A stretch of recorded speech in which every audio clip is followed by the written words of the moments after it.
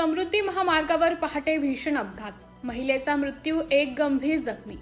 Dhamangaon railway तालुक्यातील सावळाजवळ समृद्धी महामार्गावर channel क्रमांक 104 जवळ पहाटेच्या सुमारास चारचाकी वाहनाचा अज्ञात ट्रकने धडक दिल्याने भीषण अपघात घडला।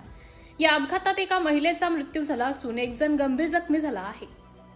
मिळालेल्या माहितीनुसार नागपूरवरून मुंबईकडे जाणारे टोयोटा कंपनीचे क्रमांक MS03 ER 3761 चारचाकी वाहन पहाटेच्या सुमारास समृद्धी महामार्गावरील चॅनल क्रमांक 104 जवळ पोहोचले असता अज्ञात ट्रकने जोरदार धडक दिली।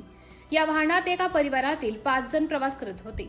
या अपघातात सरोज लक्ष्मीनारायण मल्लाह वय अंदाजे 42 वर्ष यांच्या डोक्याला गंभीर दुखापत झाल्याने त्यांचा जागीच मृत्यू झाला, तर लक्ष्मीनारायण मल्लाह वय अंदाजे 48 वर्ष राहणार बिटोरा तारापूर उत्तर प्रदेश यांना डोक्याला गंभीर मार लागल्याने ते गंभीर जखमी झाले आहे। वाहनातील अन्य 3 जणांना किरकोळ दुखापत झाली आहे। अपघातानंतर जखमींना तात्काळ ग्रामीण रुग्णालय धामणगाव रेल्वे येथे उपचारासाठी दाखल करण्यात आले। यावेळी धामणगाव येथील सामाजिक कार्यकर्ते बाबा उर्फ सुभाष कुचेरिया यांनी जखमींना मदत करून तत्पर सहकार्य केले।